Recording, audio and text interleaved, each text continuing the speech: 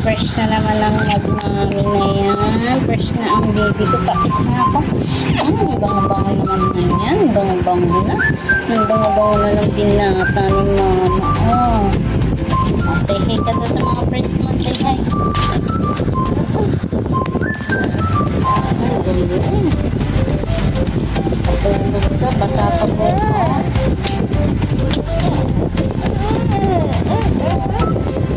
Baby namin. Uy na. At mababa na. Lapit na. Huwag na.